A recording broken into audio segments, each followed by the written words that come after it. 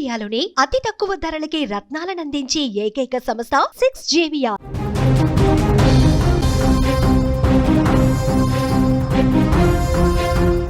మరో breaking news చూస్తున్నాం. Spice jet విమానానికి ప్రమాదం తప్పినట్లుగా తెలుస్తోంది. ముంబై విమానాశ్రయం నుంచి టేక్ ఆఫ్ సమయంలో ప్రమాదం సంభవించింది.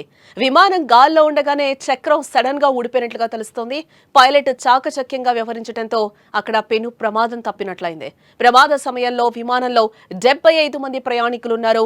తీవ్ర భయాందోళనకు గురయ్యారు ఒక్కసారిగా ప్రయాణికులు. ఒకసారి కూడా మనం ఆ విజువల్ చూసే ప్రయత్నం చేద్దాం. ఒక్కసారిగా గాల్లో ఉండగానే ఆ విమానానికి సంబంధించిన ఆ చక్రం ఏ విధంగా ఊడిపోయిందో కూడా ఒకసారి విజువల్ చూద్దాం.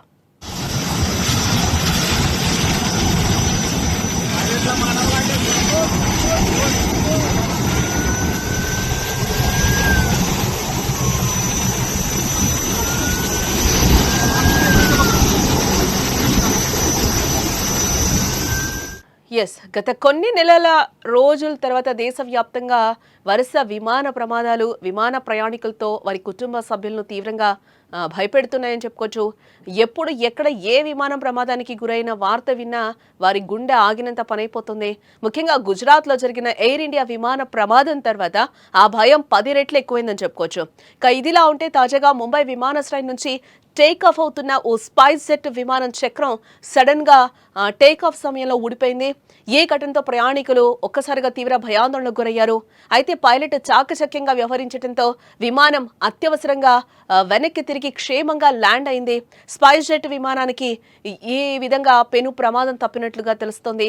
విమానం టేక్ ఆఫ్ అయిన కొద్దిసేపటికే ఈ ఘటన జరిగినట్లుగా కూడా మనకి తెలుస్తోంది. టేక్ ఆఫ్ సమయంలో విమానం రన్వేపై వేగంగా వెళ్తూ ఉండగా దాని చక్రం సడన్ గా ఊడిపోయింది.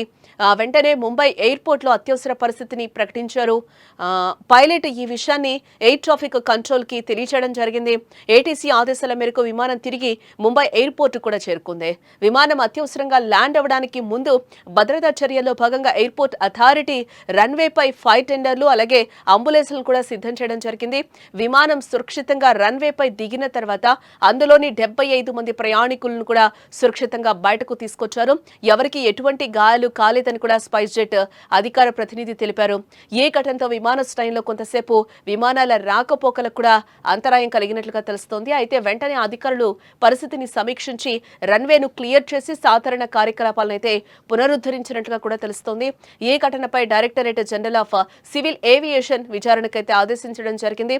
భద్రతా లోపాలపై తీవ్ర ఆందోళనలు వ్యక్తమవుతున్నాయి. భవిష్యత్తులో ఇలాంటి సంఘటనలు జరగకుండా కఠిన చర్యలు తీసుకోవాలంటూ కూడా ప్రయాణికుల భద్రతపై నిపుణులు సూచిస్తున్నారు.